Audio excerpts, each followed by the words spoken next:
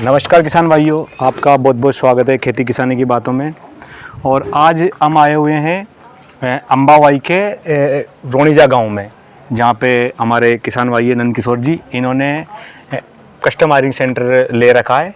तो हम farm machinery bank और कस्टम आयरिंग सेंटर जो सरकार के द्वारा दिए जा रहे हैं उसके बारे में बात करेंगे कि इसकी क्या प्रक्रिया है और क्या क्या लाभ है, कौन कौन से इसमें यंत्र मिलते हैं, इन सब के बारे में बात करेंगे। आपका बहुत बहुत स्वागत है नंद किशोर जी। सर, मेरा नाम नंद किशोर अहरवार है। मैं ग्राम रोनिया का निवासी हूँ।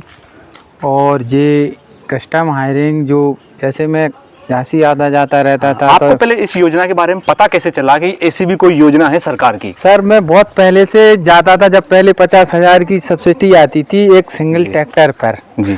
तो मैं बहुत पहले सीडल वीडल ऐसे, तो हमारे कुछ रिश्तेदारों ने ली, ऐसे में जाते जाते दूध का काम करता था। तो झांसी मैं कभी एग्रीकल्चर डिपार्टमेंट में मीटिंग भी सुनता रहता था। तो ऐसे मुझे जानकारी मिली तो मैंने उसका फार्म आवेदन कर दिया।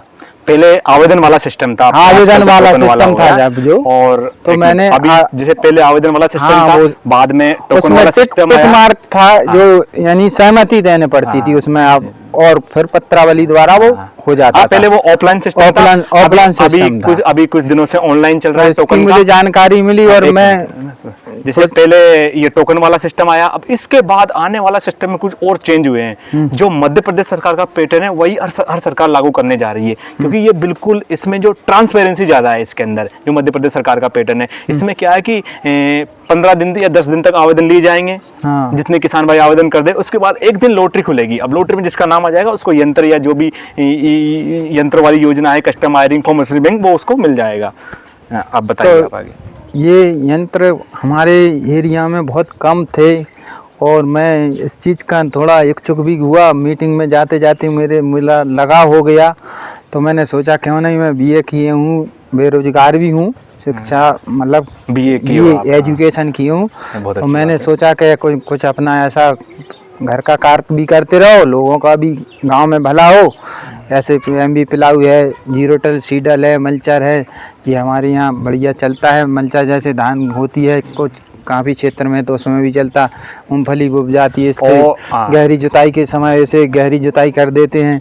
और लेजर लेबलर है, यदि समतलीकरण कराते कुछ किसान तो उसमें भी ऐसा चलाते रहते हैं। और ये जो जिस योजना का आपको लाभ मिला है, कस्टम आयरिंग सेंटर खुला है और अभी कई जगह पे फार्म मशीनरी बैंक खोले जा रहे हैं। सरकार को खोले जा रहे हैं। सरकार का मेन लक्ष्य है, मेन जो लक्ष्य है इसके पीछे ये है कि भाई हर कोई किसान तो ये बड़े बड़े यंत्र ले नहीं सकता, क्योंकि अपने देश के अंदर सीमांत छोटे किसान ज्यादा है, सीमांत किसान ज्यादा है। तो हर कोई तो ये ले नहीं सकता, इसलिए कोई भी किसान या किसी भी एपीओ के द्वारा, किसी भी एपीओ ने ले लिया कि किसी किसान भाई ने ले लिया ये, और वो फिर जो छोटे छोटे किसान है उनके बीच में ये समय से, ताकि उसको जुताई के लिए समय से सर, काफी बड़ा किसान तो नहीं हूँ मैं, लेकिन मेरी सोच ऐसी विचार बड़ी बात नहीं कर रहा, जो जागरूक किसान है, नहीं मैं बड़े वाले किसान की बात नहीं, मैं तो एक बात बता रहा हूँ कि जो जागरूक किसान है उसने ले लिया। जाते जागरूकता, मुझे एग्रीकल्चर में मीटिंग करते और मैं जाता रहता था, डिपार्टमेंट ऑफिसरों से बात करता रहता, सर जी कोई स्कीम हो, ऐसे पाइप भी लिए मैंने कुछ एक बार, तो ऐसी जानकारी मुझे मिलती रही, इसलिए मैं इस चीज़ से लाभान्वित हूँ। जो कस्टम आयरिंग सेंटर है इसमें 25 लाख का बजट रहता है। फार्म मशीनरी बैंक नहीं, जब वो पहले 10 लाख का था कुछ मेरे 1 साल पूर्व, और इसके बाद 18 लाख का हुआ था ये टारगेट। अभी इसमें 25 लाख तक यंत्र ले सकते हैं कस्टम आयरिंग सेंटर में। मुझे मालूम नहीं है, जगह पे फार्म मशीनरी बैंक है, किसी एफपीओ को दे रहे हैं तो उसमें 15 लाख तक का बजट है उसके अंदर। उसमें किसी यंत्र पे इसमें 80% अनुदान मिलता है, किसी में 40% मिलता है, 50 और 40 मिलता है किसी में। ऐसा ही मुझे मिला था। जो अपना जो फसल अवशेष प्रबंधन के जो यंत्र रहते हैं उस पे 80% आपने ये लिया, आपने मल्चर लिया है, मल्चर में 80% अनुदान है, जीरो सीडर में आपको 80% मिला होगा, पिलाऊ में है, क्योंकि ये फसल प्रबंधन वाले जो सरकार यंत्र दे रही है कि फसल प्रबंधन वाले पराली को जलाए नहीं किसान, और उस पराली को किसान खेतों में उसको नष्ट कर दे। खेतों में मैं भी कुछ खेत में दान करता हूँ। मैं अपनी खेत की वो पराली को पहले उससे मल्चर करके कर देता हूँ, और कोई भी घास फूसा होता है मूंगफली वगैरह में भी, तो ये उसमें भी यूज हो जाता है, बहुत अच्छा मल्चर खाद बनता है। आप धान में के बाद में पराली को में कट करने में आपको उसको मिलाने में प्रयोग करते हैं, उसके बाद किस किस में आप इसका करते हो उपयोग? इस जैसे हमने मल्चर में चलाया, हाँ। धान की पलारी में, हाँ। फिर हैरो से पलट दिया या कल्टीवेटर से जोत दिया, हाँ। वो सड़ जाता है उसी में।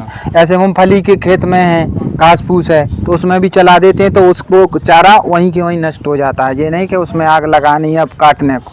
बहुत अच्छी काम करता है ये यंत्र। और जैसे कई किसान भाई अगर कस्टमाइज्ड सेंटर नहीं ले पाते या फॉर्म बैंक नहीं ले पाते, सिंगल यंत्र के भी लक्ष्य आते हैं। हाँ, सिंगल उसमें के आते हैं। आप मल्चर के आते हैं, जीरो टिल के आते हैं, थ्री यंत्र भी आते थे सर को पहले, हाँ। एक साथ 3 यंत्र आते थे। हाँ, अभी सिंगल भी आते हैं। अब सिंगल भी आ रहे हैं। उसमें 80% अनुदान है, 80% है, ले सकता है उसमें। किसी में 50% है सर। और इतनी जानकारी है मुझे नहीं, अब थोड़ा उसमें चेंज हो गया है। हाँ, कुछ चेंज हो गया होगा, उसमें तो चेंज हो गया। अब जो कस्टमाइज्ड सेंटर और फॉर्म बैंक लेने की जो खोलने की जो प्रक्रिया, उसमें भी चेंज हो गया। जैसे मैंने बताया कि अभी लॉटरी सिस्टम निकलेगा अब इसके अंदर, कि किसान भाई 10 दिन तक 15 दिन तक आवेदन कर सकता है इसमें, फिर किसी दिन एक दिन लॉटरी खुलेगी उसकी, और हर किसी यंत्र में यही होने वाला है। तो कई बार तो क्या है कि किसान भाई कई लोग लेना चाहते हैं, तो घर जाना ही नहीं चाहते हैं।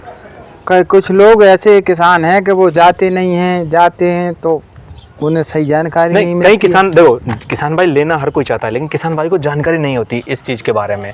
अब ये कि इसमें जैसे कई लोग न्यूज़पेपर मैंने तो पढ़ते हैं, सर पहले कई लोगों को बताया, मैंने जब मुझे जानकारी थी तो मैंने कई लोगों को बताया। मेरे बाद कुछ 1 साल बाद और ये ऐसे यंत्र आए जी, मैंने कहा कि इस स्कीम में लिया है, मैंने कई लोगों को बताया, कई जगह चर्चा की। बहुत अच्छी बात है। और तो मैंने कई लोग, और जैसे अपने झांसी में प्रदर्शनी में भी लेके गया, मेला कृषि में यंत्रों का नहीं, ये बहुत अच्छी बात है किशोर जी कि आपने लोगों को बताया। नहीं, कई लोग ऐसे रहते हैं कि योजनाओं का लाभ लेते हैं, बताते नहीं, लेकिन बहुत अच्छी बात है कि आपने लोगों को बताया और ये बताना चाहिए लिया है।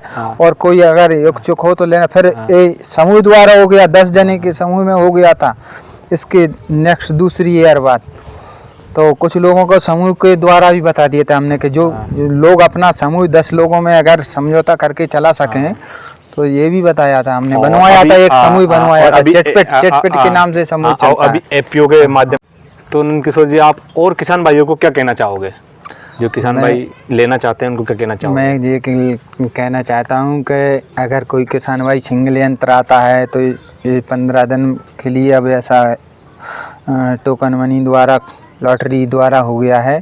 15 दिन साइट खुलेगी, उनको यंत्रों का ये बता दिया। कई लोग मुझसे पूछते हैं, जो जिनको जानकारी के जिनने लिया है यंत्र, इन्हें जानकारी होगी। कई किसान भाई पूछते हैं। हाँ, तो मुझसे कई लोग पूछते हैं, यहाँ के नहीं, अगल बगल के गांव वाले भी पूछते हैं। तो मैं उनको बता देता हूँ कि ऐसे साइट खुल रही है, पेपर में आ जाती है। कुछ लोग और हमारा ये वीडियो बना के किसान भाइयों को बताने का मकसद भी यही, किसान भाइयों को पता चले ये योजना है, ऐसा ऐसा सिस्टम होने वाला है। कुछ लोगों को तो मैंने बताया कि पेपर में ओपन हो जाती है, और जिनको जो पेपर नहीं आता गांव में, तो मैं उनको जो मुझसे संपर्क में करते तो फोन द्वारा बता देता हूं। हमारे से भी कई किसान भाई जुड़े हुए हैं, जहाँ पे हम काम कर रहे हैं, जिस क्षेत्र में काम कर रहे हैं, अपन काम करते हैं तो वो पूछते हैं, तो में भी व्हाट्सएप उसके माध्यम से हम सूचना देते हैं। हमारा मकसद है कि ज्यादा से ज्यादा किसान भाई ज्यादा से ज्यादा जागरूक हो और देश में योजनाओं का लाभ ले, योजना का लाभ ले, और पर्यावरण में जो पलारी जलाते हैं, इससे अपने देश में मतलब वातावरण का सुधार रहे।